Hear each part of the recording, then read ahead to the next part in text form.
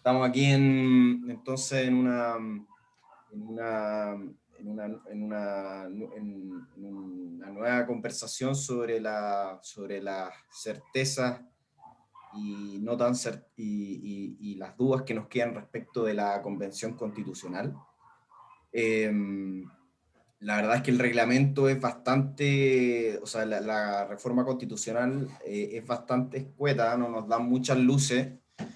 Eh, Hay algunas cosas, por ejemplo, que la convención no podría acordar que no sea una república democrática, Chile, por ejemplo, o, eh, y que no, y que la convención debe tomar sus acuerdos con un quórum de 2/3. Eh, Pareciera que lo relevante y donde va a estar más o menos un poco más claro cómo va a funcionar esta convención es con el reglamento que tiene que darse ella misma, eh, con aprobando dicho reglamento con el quórum de 2/3, donde otras cosas ¿cierto? Se regulan se regula se regula la forma de votación. Eh, Así que bueno, estamos aquí para dilucidar todas estas dudas. Eh, y Luis Lizama nos va a ilustrar sobre estos temas. Eh, yo creo que esta convención va al fondo, es una de los hitos más importantes, yo creo que vamos a ir como República de Chile, que probablemente nos va a definir como país y de lo que vamos a hacer hacia 30 años hacia adelante, ojalá. Eh, por lo tanto, es muy importante estar, yo creo, súper informado respecto de qué y qué va a hacer la convención. Yo creo que esas son las cosas que en el fondo hoy día se pueden un poco y se pueden ir un poco dilucidando. ¿Cuál va a ser el fondo? ¿Qué es lo que va a salir después de esta convención? La verdad es que no es tan claro. Yo creo que los pilares un poco de esta convención es que es una nueva constitución y eso implica que no es una reforma a la constitución del 80 y que esta nueva constitución tenga un acuerdo de 2/3. Esos son un poco yo creo que los dos pilares del acuerdo político que se tomó, que se tomó por los partidos políticos.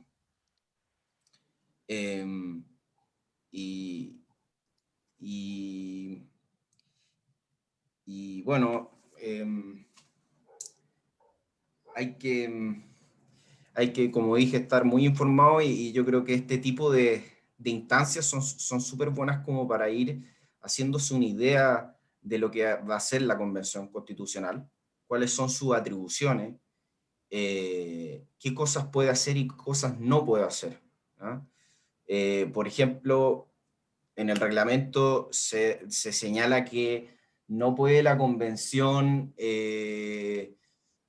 inmiscuirse en el ámbito de las autoridades elegidas. No podría, por ejemplo, decir que llamar a elecciones anticipadas, por ejemplo, de acuerdo a lo que dice la reforma, o sea, la reforma constitucional. Eh, Sería bueno también, eh, en los últimos días se ha discutido mucho respecto de qué es lo que se votó el, en, en noviembre. Eh, el alcalde Jaude estuvo la otra vez en el programa A esta hora se improvisa y decía, bueno, los diputados tienen todo el derecho a presentar para cambiar el quórum de los 2/3 y porque la gente votó por una nueva constitución. Y bueno, la mayoría de los panelistas le decía que si bien eso era cierto, esa votación o ese plebiscito está bajo un paraguas, que es la reforma constitucional, que justamente aprueba el plebiscito, donde otras cosas se establecen los 2/3 y los 155 convencionales. y que esas reglas no se pueden cambiar porque están dentro del paraguas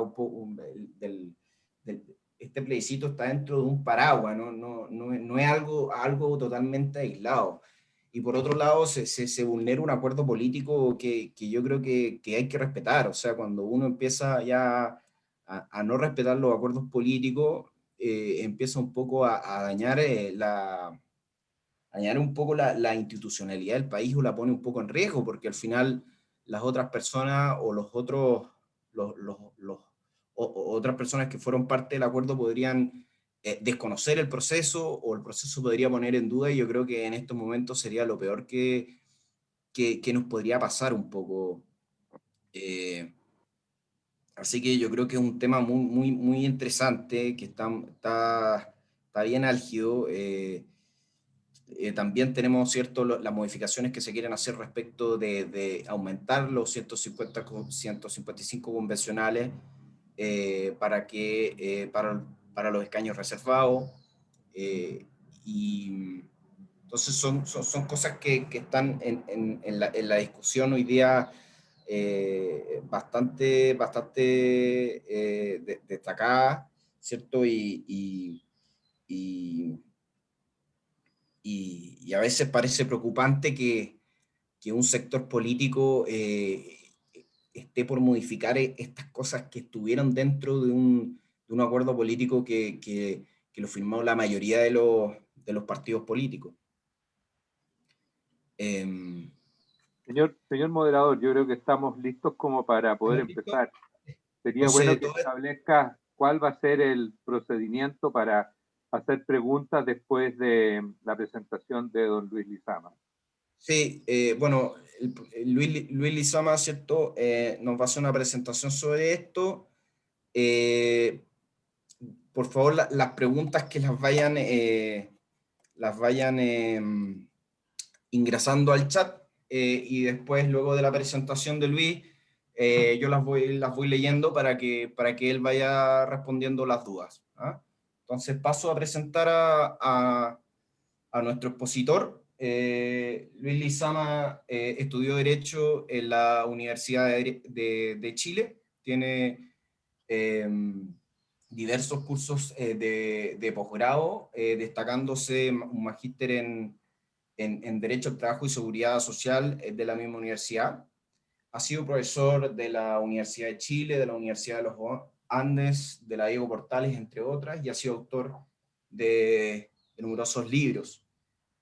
Así que, por favor, Luis, ilústranos de todas estas dudas que he estado planteando respecto de la Convención Constitucional. Muchas gracias. Gracias, Luis Felipe. Voy a compartirles una presentación que he elaborado para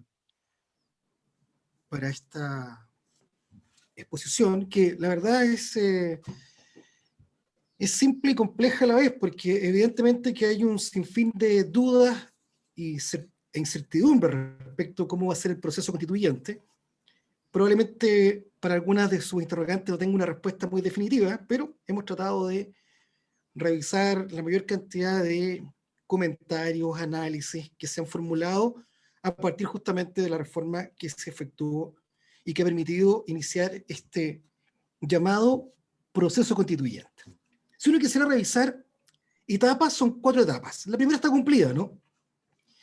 El día 25 de octubre se realizó un plebiscito que se llamó plebiscito de entrada y en que la mayoría de la población aprobó este proceso que estaba establecido y que supone ahora entonces pasar a una segunda etapa. Había 2 opciones, ¿no? Apruebo o rechazo, y por amplia mayoría se estableció que efectivamente va a haber este proceso constituyente en Chile.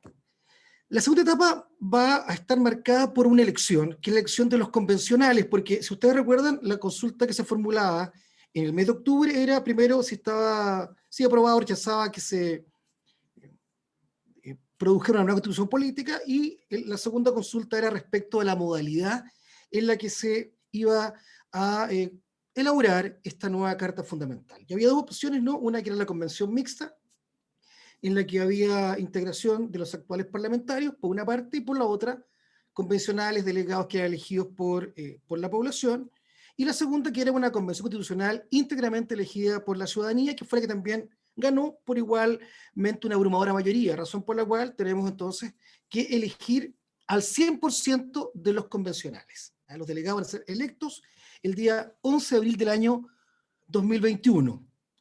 Una vez electos estos convencionales de la tercera etapa, ¿no?, que supone el trabajo de la convención, que también tiene una duración que es variable, porque se establece un mínimo de 9 meses para que esa convención, electa en un 100%, se aboque a elaborar la nueva Constitución Política de la República de Chile. Tienen 9 meses para hacerlo, pero está planteada la posibilidad que la propia convención pueda adoptar como acuerdo prorrogar hasta por 3 meses su trabajo. Esto es, hay un mínimo de 9 meses para que la convención elabore la Carta Fundamental y está la posibilidad de prorrogar el trabajo hasta por 12 meses, razón por la cual uno debería decir que ese trabajo se va a extender desde el mes de junio del año 2021 hasta máximo el mes de mayo del año 2022. Es muy probable que uno diga 9 meses es un plazo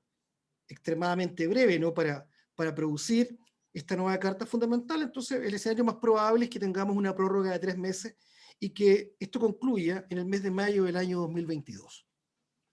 Una vez que la Convención ha aprobado el texto de esta nueva Constitución Política, procede ahora que el presidente de la República convoque a la población a un segundo plebiscito, que será llamado plebiscito de salida.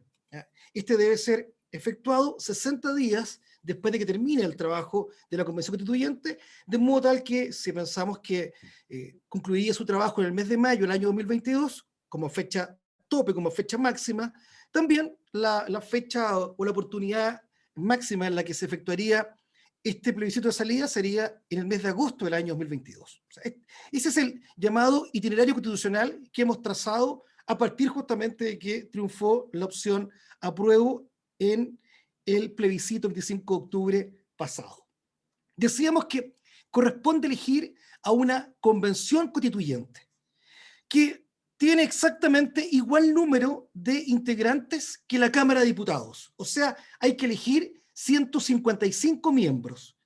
Y además, la división territorial para elegir a estos delegados, a estos convencionales, es idéntica a la división que está establecida para elegir los diputados. Esto es, son 28 distritos. Y el número de delegados va a corresponder exactamente a aquel que está previsto para elegir los diputados en el caso de Chile. O sea, son 28 distritos que van a elegir a un número de delegados que va a depender del modo que está aprobado en la actual ley de votaciones y escrutinios.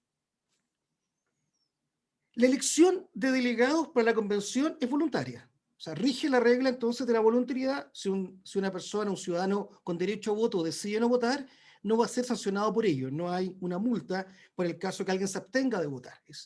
El derecho a voto para elegir convencionales es voluntario, igual que en el caso del plebiscito de entrada. ¿Quiénes pueden votar? Todos los ciudadanos mayores de 18 años y con derecho a voto. O sea, si alguien tiene, por ejemplo, una condena que merezca pena aflictiva, o sea, 3 años y un día, en ese caso en particular ese ciudadano no tiene derecho a voto, pero el resto tendrá la oportunidad de votar si así lo desea, porque, voy a ser reiterativo, el voto es voluntario.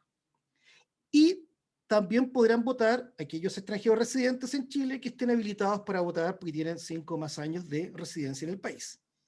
¿Quiénes no pueden votar? A diferencia del plebiscito, los chilenos que residen en el extranjero, porque ellos solamente pueden votar en una elección nacional, y en este caso de elecciones por distrito. Entonces no habría cómo adscribirlos a determinado distrito en el cual pudieran participar de la votación. O sea, los extranjeros en esta oportunidad no van a poder votar. Pueden votar en elecciones de presidente de la República y un plebiscito, pero no en esta elección de los convencionales. ¿Quiénes pueden ser candidatos? Cualquier ciudadano mayor de 18 años que no haya sido condenado a una pena aflictiva, o sea, 3 años y un día, que dijimos que era la llamada pena corporal, la pena aflictiva. Si hay una autoridad con cargo de representación popular, un ministro, intendente, gobernador, alcalde, un consejero regional, o bien miembro activo de las Fuerzas Armadas y de Orden, entre otras, hay más también que están dentro de esta categoría, deberán cesar en sus cargos al momento de inscribir su candidatura. O sea, no son compatibles la de ser candidato a constituyente y además tener alguna de estas calidades. En el caso de los empleados públicos que tengan un cargo de planta, o sea, un cargo de propiedad en el servicio público correspondiente, podrán pedir un permiso sin goce de remuneraciones mientras se desempeñan como, o sea, puede ser candidato y si son electos, tienen que sí pedir un permiso sin goce de remuneración para poder desempeñar el cargo de delegado a la convención. En el caso de dirigentes sindicales, gremiales o vecinales, deben suspender sus funciones al momento de inscribirse para ser candidato. Aquí la regla es más dura, ¿no? Porque al igual que en el caso de las autoridades que hemos hecho mención en el bullet primero, en este caso tienen que efectivamente suspender su actividad como tal al momento de inscribir su candidatura. Tal como señalábamos, para elegir a los convencionales, a los delegados, se va a aplicar exactamente iguales distritos que los que están establecidos para elegir diputados. Vale decir, por ejemplo, el distrito 11, que está por acá, digamos, la fórmula contempla justamente elegir, no lo veo bien, veamos el distrito 10, elige, por ejemplo, 8 convencionales. El distrito 1 elige 3. El distrito 26, 5. O sea, se utiliza exactamente la misma división territorial para elegir diputados. O sea, por cada distrito se elige el número de convencionales, que va a ser equivalente a los diputados que son electos por cada distrito. ¿Cómo es el sistema electoral? Que se le introducen algunos cambios para permitir justamente que participen los independientes a través de listas. Esto es, se permite que el independiente pueda organizarse, entre comillas, como si fuera partido político. Es una regla excepcional que se incorporó para esta elección y que constituye efectivamente una novedad, ¿no? La posibilidad que el independiente pueda organizarse en listas de independientes. Ellos podrían competir en forma individual, o podrían hacerlo como independiente en un pacto de partidos políticos con un partido político, pero ahora se da la posibilidad que los independientes puedan organizar una lista de independientes. O sea, pueden competir como si fueran un partido político. Por eso se les obliga a tener un programa para la constituyente y un lema común que los identifique. El sistema electoral es exactamente igual que el que se utiliza para elegir parlamentarios, senadores y diputados, o sea, es proporcional y se organiza a partir de la conformación de listas abiertas. Los partidos políticos pueden presentar listas, ya sea individualmente, como partido, o en pactos, con igual número de candidatos según los delegados a elegir en cada distrito. Vamos a ver que hay una regla excepcional que en aquellos distritos en los cuales se eligen hasta 4 delegados, hasta 4 convencionales, es posible que se pueda duplicar el número de candidatos por esta vez. En estos casos, por el tema de la regla de la paridad. Tal como advertíamos, en el caso de los independientes, ellos pueden presentarse individualmente o, novedad, por eso está en negrita, en listas organizadas. O sea, pueden competir en lista los independientes, entre comillas, como si fueran, cierre comillas, un partido político. ¿Quiénes van a ser electos? Van a ser electos aquellos delegados a la convención que obtengan la mayor cantidad de votos en las listas más votadas, conforme un sistema que se llama de cifra repartidora, el sistema que se llama de Victor D'Hondt, que es un sistema electoral en que justamente se aplica una fórmula para determinar exactamente dónde está la cifra, para establecer, digamos, qué listas han elegido a 1, 2 o 3 de los candidatos a la convención. Y la segunda gran novedad, y que me imagino están todos enterados, es que en esta oportunidad se exige la paridad, se exige equilibrio de género, tanto respecto de las candidaturas como del resultado. O sea, si en el evento que resulten electos, por ejemplo, en una lista 4 hombres, y resulta que ninguna mujer, bueno, lo que va a ocurrir es que se va a corregir ese resultado y van a reemplazar a los 2 hombres, 2 mujeres. se produce justamente esta paridad tanto en la inscripción de los candidatos, pero también se corrige al momento del resultado. Esto es una novedad absoluta, digamos, o sea, no hay solo, digamos, una suerte de cuota al momento de competir, también al momento de resultar electo. Es la idea de mantener este equilibrio de género. Respecto a los independientes, que es un tema que ha generado cierto debate, en la actualidad ustedes saben que hay un proyecto de ley que está en discusión, esto es lo que está aprobado hasta hoy, no me he hecho cargo, digamos, de la discusión parlamentaria, porque ustedes saben es bastante volátil, ¿no? Y podría aprobarse una cosa u otra. He preferido señalar exactamente lo que está aprobado en la actualidad. Se permite que ellos puedan participar de tres formas. Primero, como independiente fuera de pacto, ¿eh? Un independiente que compite fuera de cualquier pacto de partidos políticos y lo hace de manera individual. En ese caso, él se presenta como candidato individual por alguno de estos distritos electorales, pero requiere cumplir con una regla de entrada, que es el patrocinio ante notario público, de un número de firmas equivalente al 0,5% de los ciudadanos que hubieran votado el distrito por el cual quiere ser candidato en la última elección de diputados. Esa es la regla para que un independiente pueda competir en la elección y lo haga al margen de una lista de partidos, ya sea en un pacto de partido o con un partido político. Cuando él compite solo, tiene que cumplir esta regla. Segunda posibilidad. La segunda posibilidad es que el independiente participe como candidato dentro de una lista de partidos o de un pacto de partidos políticos. Forma parte, digamos, como independiente dentro de la lista de partidos, o si hay un pacto de partidos políticos, de la lista de aquel pacto de partidos. En ese caso no requiere reunir las firmas que la ley obliga en el primer caso, pero tiene una regla, que es la regla antidíscolo, ¿no? En el sentido que aquel independiente no puede haber estado afiliado a un partido político dentro de los 9 meses anteriores al vencimiento del plazo para presentar su candidatura. O sea, esa es una regla, digamos, que efectivamente constituye, por así decirlo, digamos, la contracara, ¿no? No requiere las firmas, pero tampoco puede haber sido afiliado a un partido político dentro del plazo de 9 meses antes del plazo para poder inscribir la candidatura.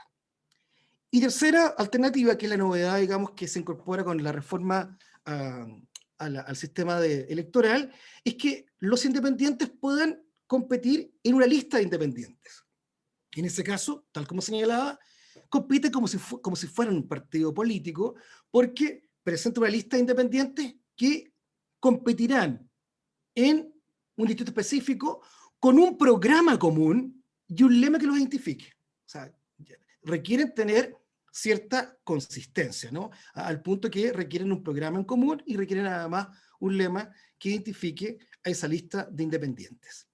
En ese caso, cada uno requiere también contar con el patrocinio ante notario público del 0,4% de los ciudadanos que hubieran votado el distrito del cual quiere participar aquel independiente, y el tope que podría conseguir de firma es hasta un 1,5% de los ciudadanos que hubieran votado en la elección de diputados anterior.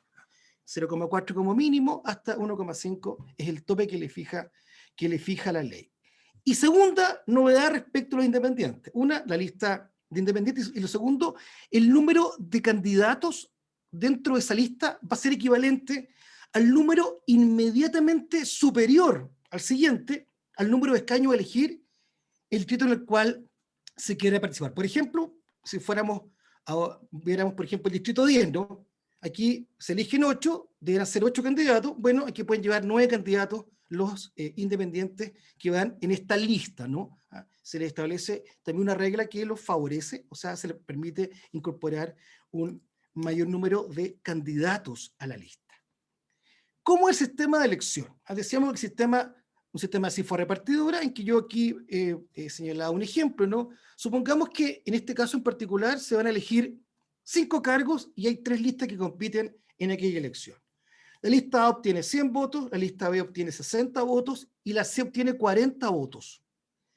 El total de votos de cada lista se va a elegir por la cantidad de cargos a elegir. Dijimos que era 5, ¿no? Pero habrá que dividirlo por 1, por 2, por 3, por 4 y por 5, cada uno del número de votos que obtuvo cada lista. O sea, esto se divide por 5, por 4, por 3, por 2 y por 1. Se efectúa este ejercicio matemático respecto de cada lista.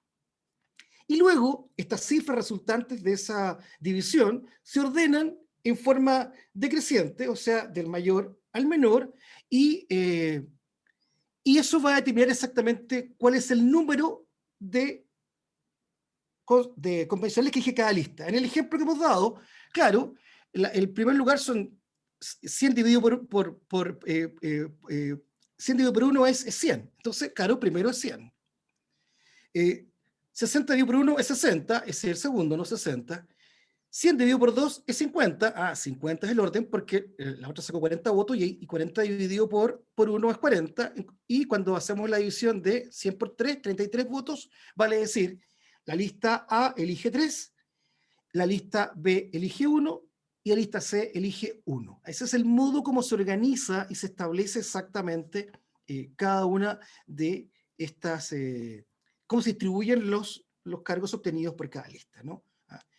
Se suman el número de votos por cada lista y luego se divide por el número de electores, el número de cargos a elegir en forma decreciente, se ordenan y hasta que llegamos a la cifra que corresponde al número de cargos a elegir, eso va a determinar, digamos, cuáles son los cargos que se eligen por cada lista. Entonces, tal como señalábamos, lista A, tres cargos, la lista B obtendría un cargo y la C obtendría solo un cargo. Decíamos que aquí hay una regla que también es novedosa, que es la regla de la paridad o equilibrio de género, cuya idea es mantener una suerte de equilibrio en la representación entre hombres y mujeres. No es igualitaria, porque dámonos cuenta que 155 dividido por 2 no va a dar nunca un número igual de mujeres y hombres en esta convención, ¿no? No va a ser posible. Y dámonos cuenta que además también hay algunas reglas que impiden corregir el resultado, por ejemplo, en el caso de los independientes.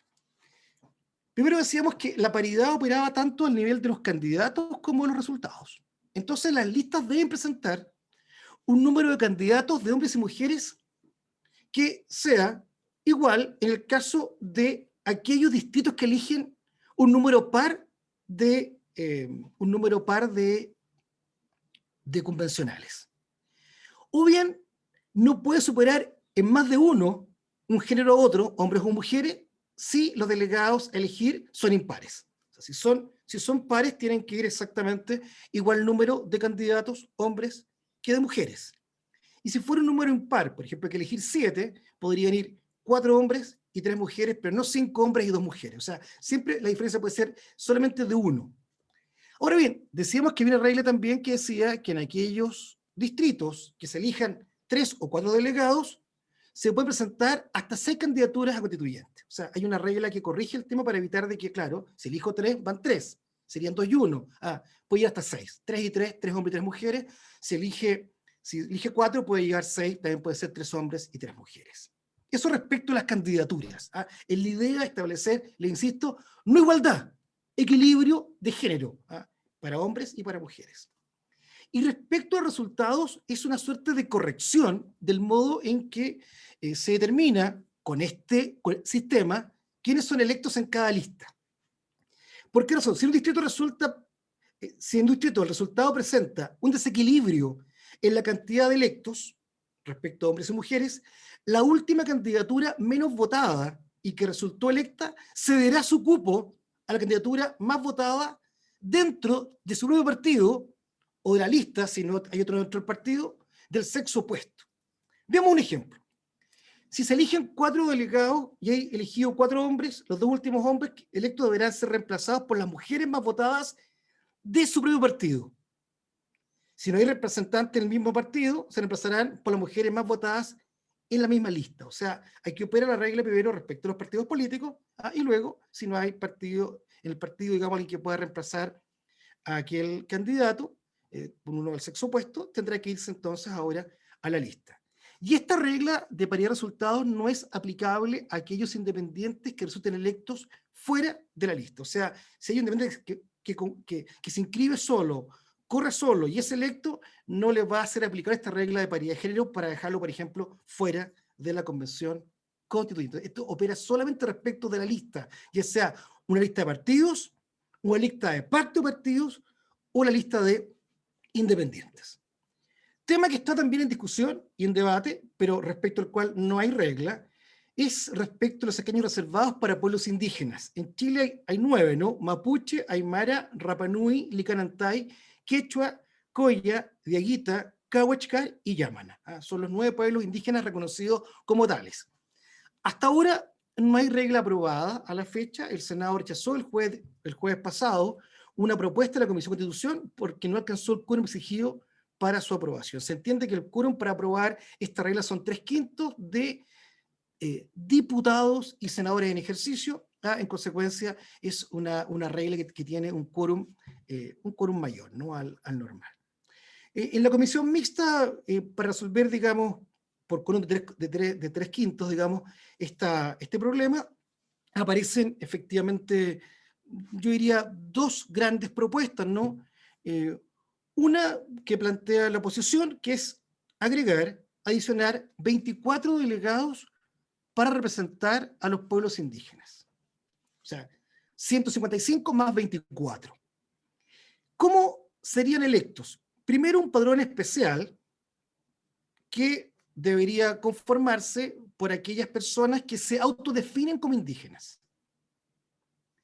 Los que podrán votar por listas de candidaturas indígenas electas en un solo distrito nacional. O sea, aquí a diferencia de los convencionales ordinarios, habría un solo distrito a nivel nacional en el que serían electos estos 24 delegados. Los candidatos deben estar inscritos en la CONADI, contar con el patrocinio de cierto número de comunidades indígenas, tener domicilio electoral en ciertas regiones según el pueblo originario de que se trate, y postularse en forma individual y no por listas. O sea, es efectivamente un sistema completamente distinto al que se aprobó oportunamente para elegir convencionales. Es una propuesta completamente distinta, ¿no? Se eligen en forma nacional, se autodefinen, hay un padrón especial en el cual se inscriben, debe estar registrado en la CONADI, patrocinio de alguna comunidad indígena, domicilio electoral en ciertas regiones que tengan que ver con estos pueblos que son considerados como tales en el sistema jurídico nacional, y elección individual y no por listas. Esa es la propuesta que ha formulado la oposición. Por el lado del gobierno, la idea es, más que agregar, es reservar 15 escaños para pueblos indígenas, dependiendo del número de personas que se registren en un padrón especial de CONADI. O sea, sería hasta 15, pensando justamente que haya proporcionalidad entre quienes eligen delegados en el padrón nacional y quienes lo hacen en este padrón especial para pueblos indígenas, ¿ya? Pero sería un padrón especial de la CONADI, no esto de me autodefino indígena y voto en este padrón nacional, ¿no? Los que se descuentan de los 155 delegados, el candidato puede postularse como militante independiente apoyados por una asociación indígena y en listas o como independiente. O sea, hay claramente una gran diferencia, ¿no? En un caso adiciono los escaños, aquí los descuento. En un caso la lista nacional, aquí la lista es en función justamente de los distritos. Aquí me autodefino, acá el padrón lo establece la CONADI. Aquí compito individualmente, aquí lo hago por listas, o lo puedo, digamos, hacer, digamos, al amparo de un partido político o una lista o un pacto de partidos políticos. O sea, tenemos aquí un debate en el que, como ustedes ven, no hay punto de encuentro, ¿no? O sea, hay una gran diferencia entre una proposición y la otra, pero está pendiente de resolución. ¿Cómo se financian las campañas? Mismas reglas que rigen para la elección de diputados. Las candidaturas se regirán por normas de transparencia vigente, o sea, declaración de intereses, de patrimonio, etc. Pueden ser donaciones de personas naturales hasta un monto indicado por la ley, y aportes del Estado hasta un cierto tope, dependiendo si son militantes de partido o independientes. O sea, reglas generales para financiar campañas electorales. Esta es una proyección que ha efectuado Kenneth Bunker, que la hizo esta semana, de cómo quedaría una convención constituyente pensando justamente en la actual conformación de las alianzas de partidos, ¿no?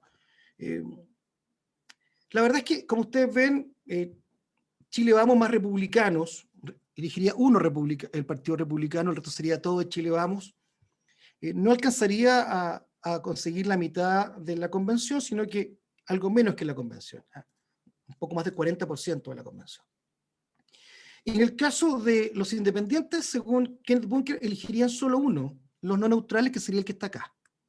O sea, sería posible con el actual sistema electoral y del modo que está prevista esta elección, que los independientes elijan solo un delegado a la convención, uno para los independientes.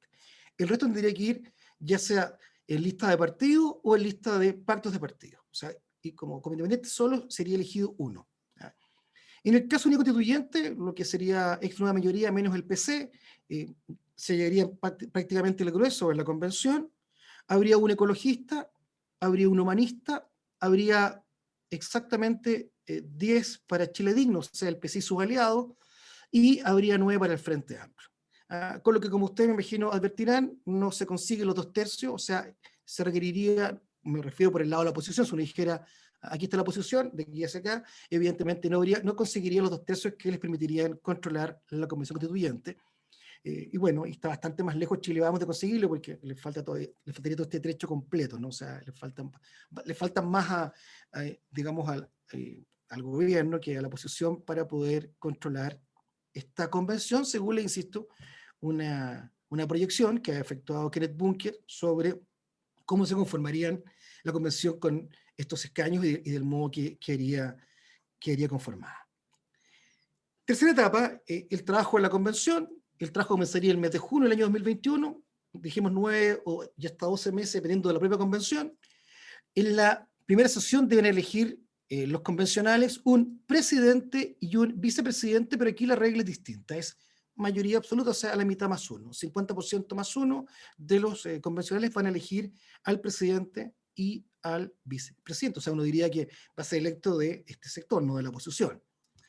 La convención debe, tal como señalaba Felipe Lefort, definir un reglamento de votación también por un quórum de 2/3. O sea, aquí el quórum que exige la reforma constitucional para elaborar este reglamento de la convención es exactamente el que tiene que cumplir la convención para aprobar cada una de las cláusulas que conformarían la nueva constitución política de la República de Chile.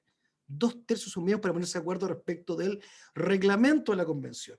¿Cuál es el propósito? Es que defina comisiones de trabajo, por ejemplo, las modalidades para el uso de los tiempos y demás aspectos de carácter operativo y administrativo. O sea, es un reglamento de carácter funcional, es una herramienta de trabajo para definir el modo en que la convención va a cumplir su cometido, ¿no? Definirá comisiones, podrá establecer algún sistema de trabajo que puede ser más intenso durante la semana, podrá, por ejemplo, pedir apoyo técnico, bueno, en fin, ¿no? Algunas de las reglas que van estableciendo límites al modo en que funciona la convención está acá. La convención no puede alterar los quórum ni los procedimientos para su funcionamiento, ni para cómo adopta los acuerdos. O sea, lo que señalaba y lo que planteaba el alcalde Jadwe está completamente al margen de la reforma constitucional. O sea, la convención no tiene atribución, no tiene facultad para modificar los quórum que la ley, que la reforma a la Carta Fundamental ha previsto para que apruebe el reglamento, por ejemplo, y luego la futura constitución política, ni tampoco digamos, para el modo en que debe funcionar. O sea, no sería posible que la convención lo hiciera. La convención contará con el apoyo de una secretaría técnica conformada por personas de comprobada idoneidad académica o profesional. Y el presidente de la República deberá prestar apoyo técnico, administrativo y financiero que es necesario para la instalación y funcionamiento de la convención. O sea, tendrá que tener un financiamiento para justamente definir dónde va a operar y cómo van a financiar también esta asesoría, asistencia técnica para los convencionales. Otros límites para la convención. No podrá intervenir ni ejercer ninguna otra función o atribución de otros órganos o autoridades establecidas en la Constitución política o en las leyes. O sea, no puede atribuirse, por ejemplo, facultades propias del Tribunal Constitucional o de la Corte Suprema o del Contralor General de la República o algún ministro, no es posible. Tiene un cometido concreto y específico que es elaborar y redactar una nueva Constitución para Chile. Punto. Lo demás no está dentro de la esfera de sus atribuciones. Mientras no esté vigente la nueva Constitución política, la que va a seguir plenamente vigente y con plena fuerza obligatoria será la actual, y tampoco será posible que esta convención constituyente pueda modificar la Carta Fundamental actual. O sea, lo que sigue vigente hasta que en un plebiscito de ratificación se apruebe por la mayoría de la ciudadanía la nueva Constitución Política, la que sigue rigiendo va a ser la actual Constitución Política que está vigente. No se puede negar la autoridad ni tampoco se puede modificar. La soberanía va a residir, bueno, tal como lo establece la Carta Fundamental actual, en la nación y es ejercida por las autoridades que son justamente, o sea, por el pueblo, por las autoridades que son designadas por la Constitución Política y las leyes, ¿no? Ahí está residida la soberanía popular, ¿no? En la población que efectúa elecciones y elige autoridades, o que cuando es consultada en un plebiscito aprueba o rechaza algo, y por las autoridades que son elegidas o que son designadas, en este caso, por la propia Constitución Política. Le quedará prohibido, dice la reforma, a la convención, a cualquiera de sus integrantes o a una fracción de ellos, atribuirse el ejercicio de la soberanía, asumiendo otras atribuciones que las que expresamente le reconoce esta, o sea, la Constitución Política, para el funcionamiento de la convención. O sea, no es posible que se pueda arrogar ni la convención, ni un convencional, ni una fracción de convencionales, una facultad, un atributo, una propiedad que no le haya sido conferida expresamente por la reforma constitucional que ha permitido justamente este proceso constituyente. Una vez redactada y aprobada la propuesta de texto de la nueva Constitución Política, o vencido el plazo o su prórroga para la elaboración, la convención se disolverá de pleno derecho. O sea, el mandato está acotado a estos 9 meses originales, con la prórroga de 12 meses. Concluida la tarea, vencidos los plazos, la convención se disuelve de pleno derecho. O sea, esa convención no hay que declarar nada, no hay que efectuar alguna publicación, no se requiere que alguna autoridad, no, de pleno derecho, en forma automática, ipso iure, desaparece la convención y no tendrá ninguna atribución, ni la convención como tal, ni tampoco algún convencional o una parte de ella. El tema más polémico ha sido la regla de aprobación en la convención, que está en el artículo 133 de la Constitución Política vigente, porque se tuvo que reformar la Carta Fundamental para hacer posible este proceso. ¿Qué dice?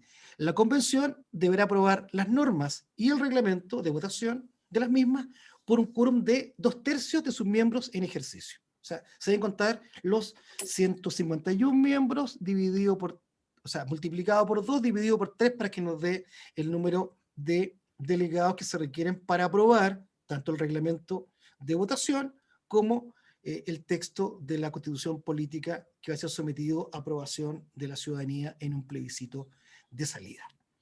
¿Qué significa esto? Cada una de las normas que se incorporen al proyecto de nueva Constitución requiere el apoyo del 67% de los delegados de la Convención. Y en eso probablemente no hay disputa, ¿no? Bueno, salvo esta digamos, exabrupto del alcalde Jaude, ¿no? Que plantea que sería posible que se modificara el quórum. Bueno, la verdad es que eso revela, digamos, probablemente más bien la intención, ¿no? De algunos que no quieren este proceso y que están por una salida que no es institucional, ¿no? Derechamente una salida distinta en la que confía la mayoría de la población. El punto es qué ocurre si no hay acuerdo en una materia específica. Y aquí tenemos algunos problemas que probablemente van a generarnos una gran dificultad durante, yo diría que, esta elaboración de la nueva Constitución Política. ¿Por qué razón? Porque algunos dicen que, y la tesis de hoja en blanco, ¿no? que ha propalado Atria, Baza, Loera y otros, ¿no? Que dicen, mire, la verdad es que si no hay acuerdo respecto de cierta materia que fue sujeta a una discusión constitucional por los 2/3, bueno, esa materia podría ser regulada luego por una ley ordinaria. O sea, mayoría absoluta, 50% más 1. O sea, lo que plantean es, mire, si yo no apruebo por el quórum que establece la Constitución Política esa materia específica que ha sido objeto de discusión en la Convención, lo que procede es que ahora esa materia sea aprobada por la mitad más 1 de los diputados y senadores del futuro Congreso que se instale, digamos, una vez que ya esté vigente la nueva Constitución Política. No opina lo mismo Carlos Peña, quien ha dicho en varias oportunidades que él entiende que si no se regula esta materia a nivel constitucional, bueno, no hay nada. Y en consecuencia, no podríamos entender de que la regla de 2/3 supone que sin acuerdo pudiera ser posible justamente reducir el quórum de esa materia que fue discutida como una materia constitucional, ahora en el plano estrictamente legal, ¿no? De quórum de la mitad más uno.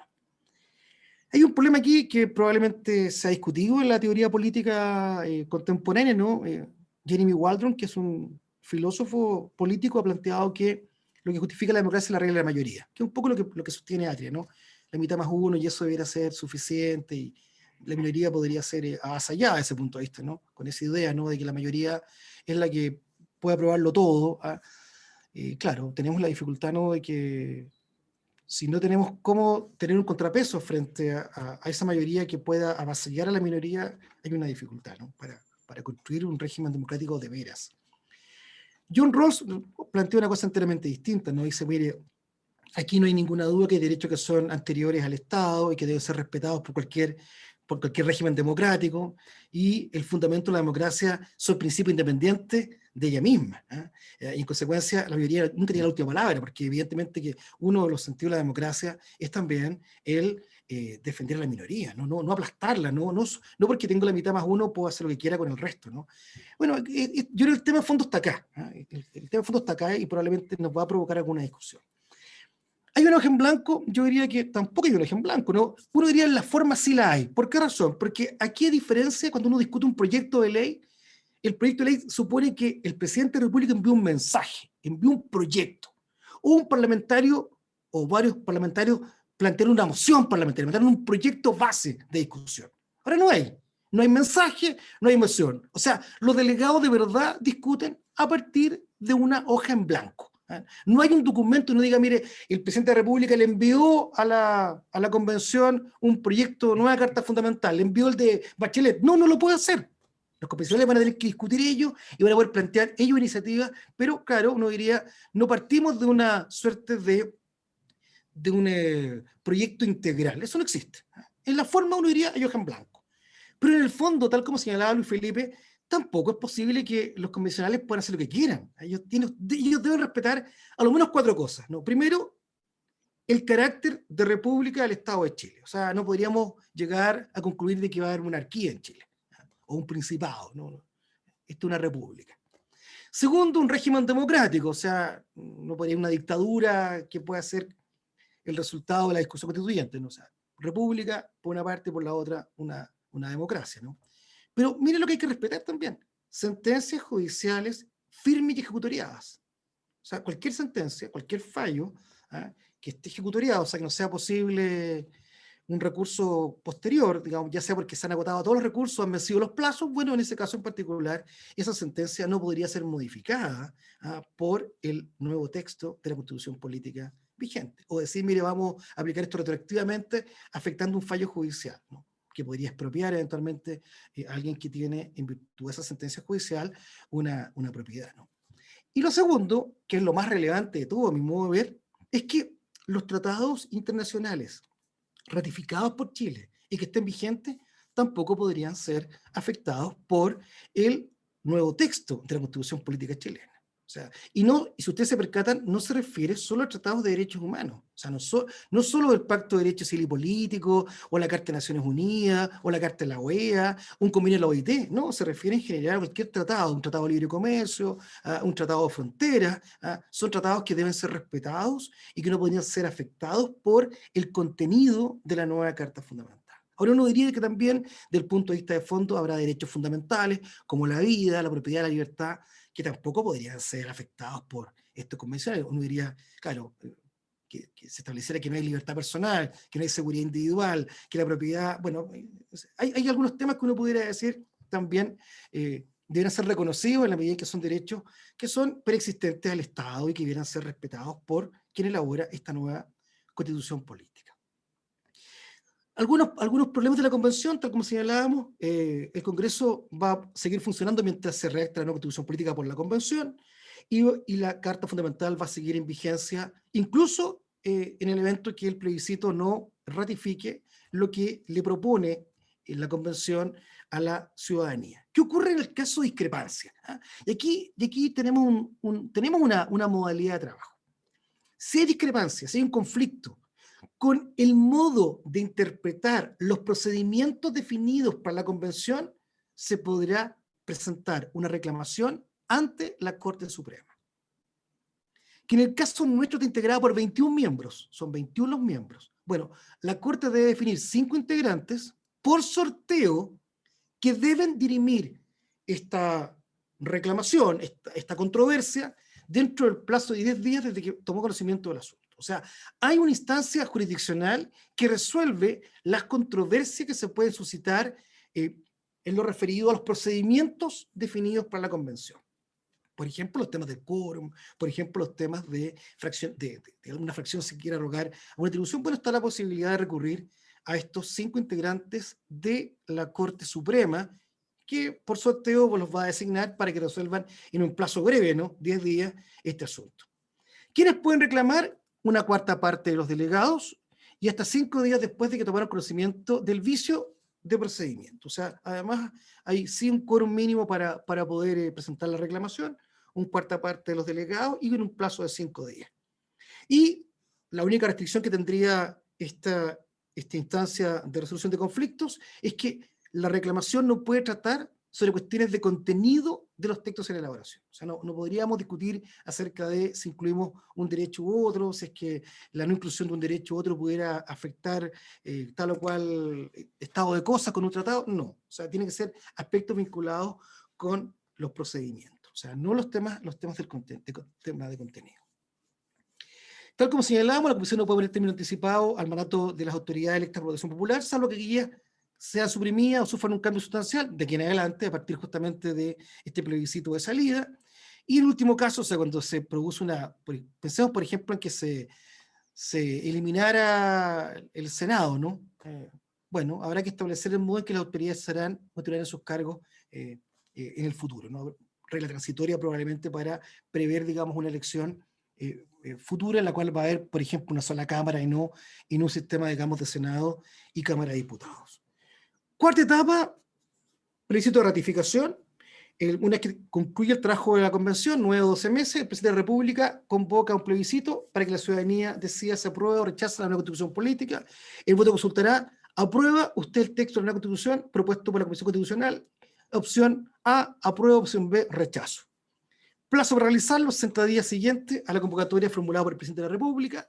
Se va a efectuar en abril. Si la convención concluye su trabajo en 9 meses, lo más probable es que concluya en 12, será en el mes de agosto del año 2022, y en este caso, a diferencia del plebiscito del 25 de octubre pasado y de la elección de convencionales, el voto será obligatorio. En consecuencia, si alguien no cumple su obligación de votar, será multado con 0,5 y hasta 3 unidades tributarias mensuales, y pueden participar los ciudadanos mayores de 18 años, los extranjeros residentes habilitados para votar, y los chilenos residentes del extranjero, porque estamos hablando justamente de una votación de carácter nacional. Si gana la prueba, el presidente deberá convocar al Congreso Pleno, o sea, Cámara y Senado, para que un acto público solemne se promulgue y se jure o prometa respetar y acatar la nueva Constitución política. Si gana la prueba, se convoca, digamos, al Congreso Pleno, a todos dijimos que la convención se acaba con la redacción, o sea, ya no tienen cargos públicos, hay que convocar diputados y senadores para que en un acto público se promulgue por el presidente de la República la nueva Carta Fundamental, y estos juren y prometan respetarla como nueva Constitución Política de la República de Chile. Y si triunfa el rechazo, va a continuar vigente la Constitución Política actual. Bien, pues eso era lo que yo tenía preparado para comentarles sobre este proceso que estamos viviendo, que es tan particular.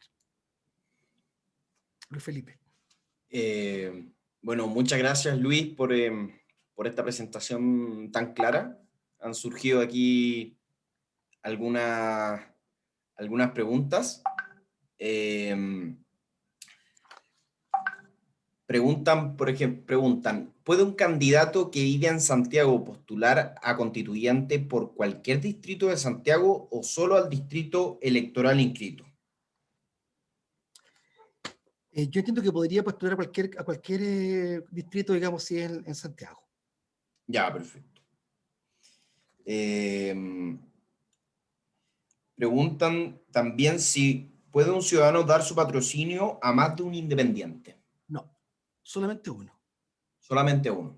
Solamente uno. O sea, aquí el patrocinio respecto de un candidato. No es posible que uno tenga más de una posibilidad de patrocinar o sea, es un patrocinio por un candidato, no hay otra alternativa.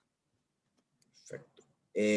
Los independientes que no se inscriban como adscritos a una lista de un pacto no tendrían el trascendental apoyo que la maquinaria partidaria proporciona a sus candidatos. ¿Tiene alguna idea acerca de cómo podría compensarse tamaña desventaja? Yo creo que el diseño institucional está previsto para que los independientes compitan en listas. O sea, yo creo que el sistema electoral es un sistema de cifra repartidora, es un sistema en el cual se premia a la lista más votada. Se permite justamente que además el partido o el pacto de partidos puedan llevar, si ustedes recuerdan esta regla excepcional, ¿no? Si son 3 o 4, pueden llevar hasta 6 candidatos, o sea, pueden sumar mayor cantidad de votos, ¿no? Porque si yo mayor cantidad de posibles de elegibles, ¿no? Bueno, voy a cosechar mayor cantidad de apoyo. O sea, yo creo que el sistema, del modo que está previsto en la actualidad, es un sistema que impide que un independiente pueda triunfar por sí solo, salvo que sea una figura estelar, o sea, un superstar, yo imagino, no sé quién, ya, no quiero dar ningún nombre, pero, o sea, que compita solo y que además logre tener la votación suficiente para quedar dentro de ello es muy difícil, ¿ah? Porque va a competir contra bloques, porque además uno diría, ¿cuál es el incentivo que está previendo este sistema? Es que uno compita por bloques electorales, por pactos de partido. O sea, yo diría que la única solución por un independiente es que compita en una lista de independientes, que es en el fondo como si fuera un partido político. Y ahí tiene una ventaja, ¿no? Porque si son 6, puede llegar hasta 7 candidatos en ese caso. ¿Ah? Supongamos que compiten, hay que elegir 4, puede llevar 7, llevar uno más que el otro. Pero esa ventaja es para la lista independiente. Si compite solo, compite solo. Y en consecuencia tendría que vencer a todas las listas, digamos, para poder tener la posibilidad de ser electo. Por eso yo diría que en el esquema, en esta proyección de Kenneth Bunker, él dice, mire, aquí solamente se elegiría un independiente. Y que sería entre los no neutrales, que son organizados como si fuera un partido político. O sea, uno los ve que ellos actúan claramente como un pacto, ¿no? Pero la verdad es que no hay ninguna alternativa, o sea, no hay ninguna compensación para el que compite solo. Esa persona definitivamente tiene muy pocas posibilidades de ganar, ninguna probabilidad, creo yo, de ganar. Perfecto. Y un poco, Luis, si nos podemos ir un poco al tema de la famosa hoja en blanco, que yo creo que fue una de las cosas como que más hicieron pensar un poco el voto, o sea, o una de las cosas más relevantes, ¿cierto? Como tú mencionabas en tu presentación, la teoría de Atria, por un lado, que en el fondo, si es que como que si no se aprueba si no se aprueba por los 2/3, esto queda un poco a la mayoría simple a través de la ley. Yo tengo la impresión de que eso en realidad no es tan así, y que en realidad eso se va a ver realmente cuando la convención se dé su forma de votación. Se ha hablado mucho de que esto puede ser una votación de artículo por artículo, ¿ya? Que eso es una cosa que tiene que definirlo la convención. Capítulo por capítulo también es otra de las cosas que he escuchado. Y también si es que va a haber como una aprobación en general del proyecto de constitución al final, que eso al final, si es que se llegara a aprobar, por ejemplo, el reglamento, una cosa como esa, al final, si al tercio encuentra que hay una norma fundamental que no está en la Constitución, podría oponerse y evitar que salga la Constitución final. Entonces, depende mucho de cómo esté, de cómo se organice la forma de votación la Convención Constitucional. Yo no sé si tú tienes una impresión parecida o no. Yo creo, Luis Felipe, que el problema es el siguiente, porque yo distinguiría las cosas, ¿no? Uno tiene que ver con este reglamento de la convención que establece el procedimiento de votaciones, ¿no? Y lo que tú planteas es muy relevante, ¿no? ¿Cómo vamos a aprobar? Si lo vamos a hacer de una forma, digamos, articulada, por artículo, punto a punto, vamos a ir aprobando a través de un capítulo, un título, o vamos a someter a una suerte de doble aprobación, ¿no? Primero por capítulo, primero por cláusula, y luego, digamos, una aprobación general. Y es un tema que claramente la reforma se le entrega a la convención. O sea, uno diría, ese es un tema de competencia de la convención, el modo en que va a definir su reglamento de votación. Y ahí, claro, el quórum es bastante alto, razón por la cual probablemente tiene que haber un consenso muy elevado, casi un 70%, digamos, de cómo van a votar. Y eso, la verdad es que uno diría, tiene que haber acuerdos, si no, no podrían cumplir su cometido. El problema es el siguiente, ¿cuál es la trampa de Atria? ¿Ah? Que yo diría que ¿cuál es el problema de esto? La trampa es la siguiente, es decir, mire, yo discuto, por ejemplo, pensemos el derecho de huelga. No, discutamos el derecho de huelga en Chile. Entonces dice, bueno, el derecho a huelga, y se plantea, supongamos que se plantea alguna propuesta de reforma que diga, mira, el derecho a huelga podrá ser efectuado por los trabajadores conforme sus propios intereses, sin ningún límite que pueda ser fijado por ejemplo, por el tipo de interés. O sea, el trabajador determina si es que merece ese interés que han definido como un interés propio de los sindicatos, merece ir a la huelga o no, por ejemplo. Y la pregunta, bueno, eso requiere 2/3, ¿no? Y probablemente del modo que está redactado va a ser que decir, mire, no, la verdad es que la huelga sería la huelga política, o sea, una huelga contra una política de gobierno, se lo prohíbe la OIT, los intereses deben ser intereses sociales o económicos, no un interés cualquiera de los trabajadores. Entonces, ¿cuál es la idea? La dice, mire, bueno, como no se aprobó por 2/3, bueno, no queda nada de la Constitución política, no queda nada, pero una vez que entre en vigencia la Constitución política, presentamos un proyecto de ley en que regulamos la huelga, ahora con quórum legal. O sea, con la mitad más uno aprobamos eso. Esa es la trampa, digamos. ¿Eh? Esa es la solución tramposa, ¿no? Que claramente es decir, bueno, yo igual gano. ¿Eh? O sea, mira, si no tengo el acuerdo acá. Bueno, eso evidentemente que si uno dice, yo parto con un tramposo negociando esto, es difícil buscar fórmulas de acuerdo. O sea, si la declaración que el tipo formula y que le da sostén ideológico a un conjunto de personas, más allá de Jaude, ¿no? Y que le creen como una solución buena, ¿no? Uno dice, bueno, tengo un tramposo al frente que me plantea una solución que claramente no es plausible.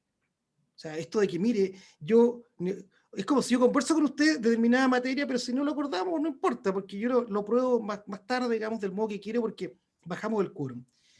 Eso, la verdad es que en simple, eso es lo que plantea la hoja en blanco. Es decir, mire, como son 2/3, si no hay acuerdo, bueno, se le redujo el quórum a mayoría simple y lo aprobaremos por ley, porque, bueno, tenemos la mayoría en el Congreso.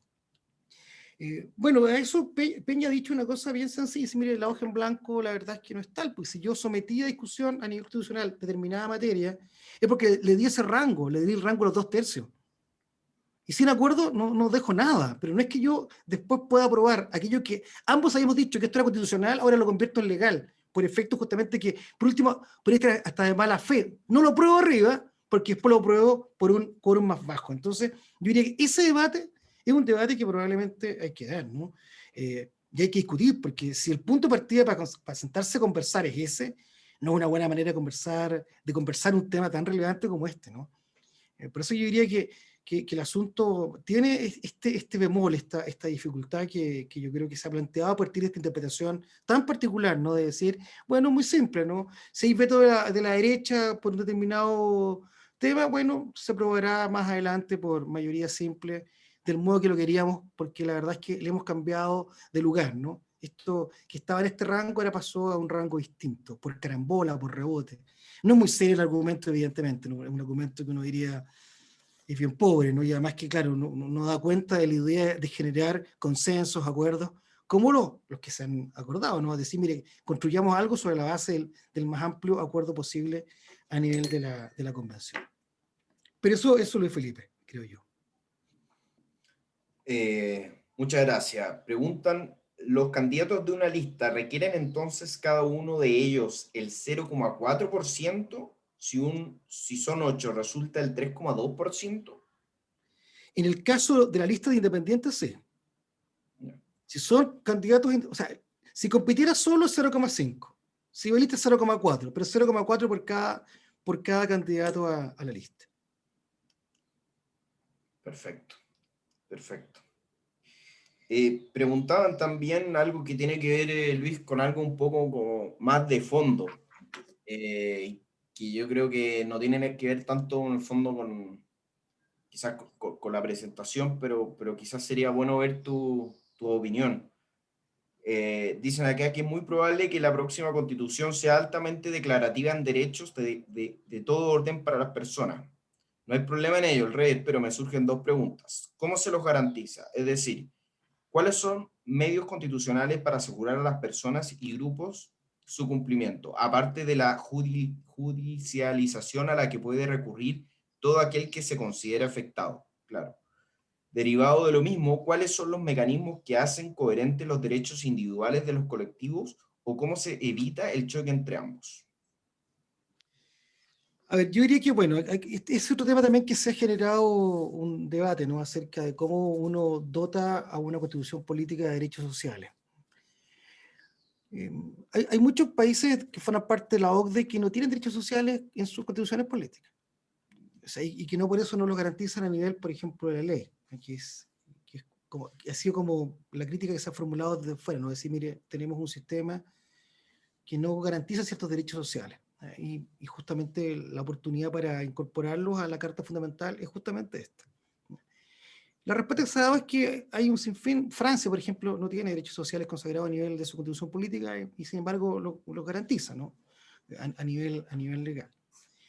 Ahora, claro, el debate nuestro es un debate en el cual nosotros entendemos de que esta consagración de derecho social como fundamental debiera dar lugar a una garantía expresa también a nivel de la Constitución política.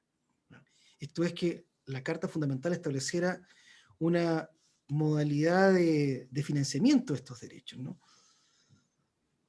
O a lo menos que estableciera alguna posibilidad de recurso de los tribunales para que sea efectivamente garantizado tal derecho por parte del Estado.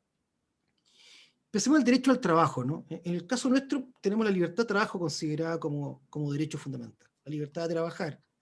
Alguien, en Chile no estoy obligado a trabajar, o sea, alguien podría vivir de sus rentas sin ningún problema, no estoy obligado a trabajar. Tengo libertad para elegir al contratante, por eso no puedo discriminar a alguien, por ejemplo, porque tengo libertad de trabajo. Hay un sinfín de reglas que parten de la idea de libertad de trabajo que es un derecho individual de cada sujeto, ¿no? Pero el derecho al trabajo como un derecho social supondría, por ejemplo, que el Estado debiera proveer un empleo a las personas. Y si no le puede dar un empleo, un sistema de seguridad social, un sistema de seguro de cesantía suficientemente, digamos, eficiente como para poderle garantizar un determinado nivel de vida, ¿no? Entonces, claro, uno dice, ¿está nuestro Estado en condiciones de poder ofrecer esas garantías sin que nos frustremos, ¿no? Porque evidentemente aquí las expectativas que se han generado son muchísimas, ¿no? De que esta discusión va a abrir lugar a nuevos espacios de derechos fundamentales de carácter social y que ahora sí el Estado lo va a poder financiar. Bueno, eso nos pasó a nosotros durante la década del 60, ¿no? La ruptura institucional operó a partir de esta suerte como de desequilibrio entre las expectativas políticas, ¿no? Y un modelo económico que no podía satisfacerlas. Entonces, creo que si uno mira la historia nos damos cuenta que es como volver a equivocarnos, ¿no? Ahora, claro, en el caso colombiano ellos han incorporado en su constitución del año 1992, incorporaron derechos sociales con garantía y con un sinfín de procedimientos para poder hacerlos efectivos. Pero el punto de partida ¿habrá posibilidad económica de poder financiarlo? Ese es el punto de partida, ¿no? Por eso yo diría que este es un debate que lamentablemente tiene como trasfondo, ¿no? Complejo de resolver, que es... porque claro, nuestra Carta Fundamental, la actual, es profundamente liberal, con derechos individuales garantizados para las personas, pero si uno se fija, digamos, hemos logrado incorporar derechos sociales también a partir de la propia deliberación democrática, ¿no? El derecho a educación se estableció como un derecho fundamental, pero también financiado en un cierto periodo de tiempo, ¿no? Una generación. Y se incorporó en el debate legislativo, ¿no? Se incorporó este derecho a la educación que supone que el Estado financia el acceso gratuito a la educación superior. Es una decisión política esa.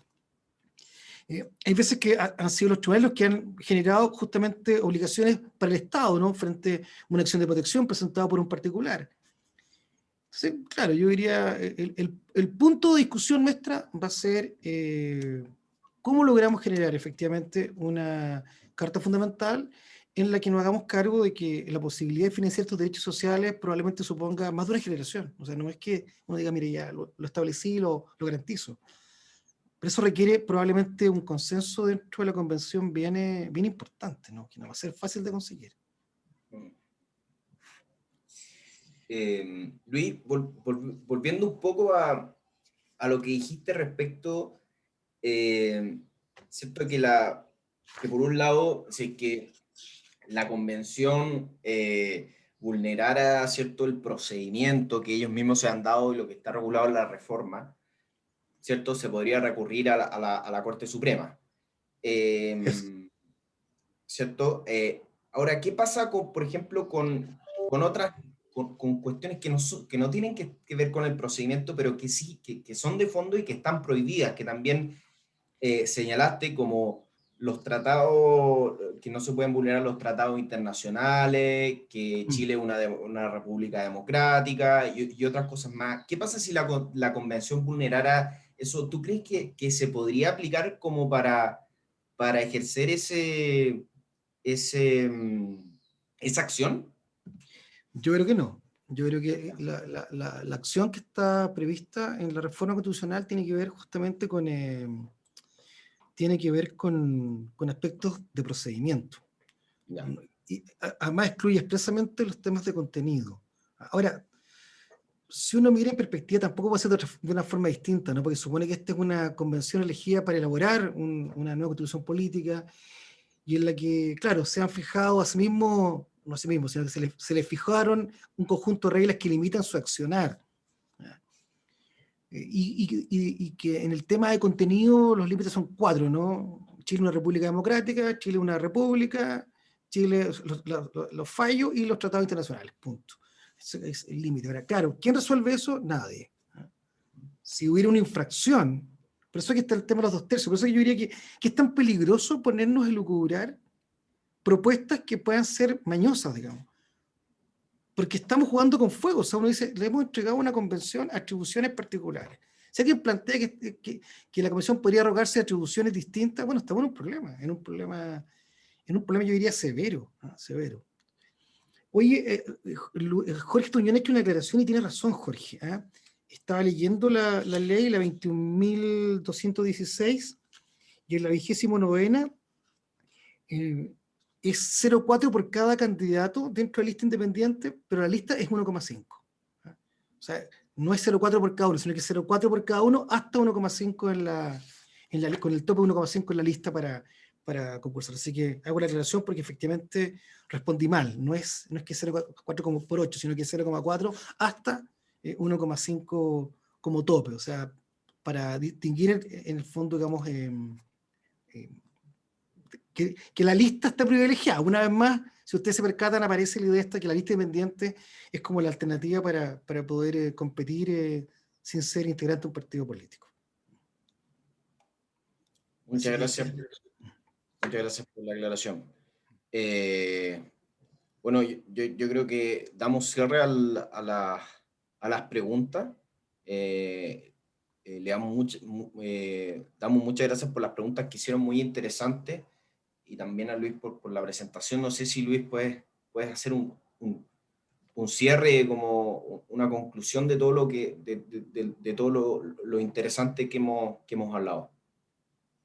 Mira, muy breve. Yo, bueno, agradecer esta oportunidad. La verdad es que traté de armar algo que fuera más bien práctico, simple y sencillo, pero creo que estamos en un proceso complejo. Yo creo que esto es muy difícil y que necesitamos actuar de buena fe. Yo creo que de otro modo las posibilidades de que esto se frustre por alguna razón, digamos, son altas. O sea, uno dice, estamos jugando con fuego, definitivamente, y aquí se requiere mucha responsabilidad, mucha sensatez, mucha prudencia, mucha moderación, y sobre todo también voluntad de llegar a acuerdo y construir algo distinto.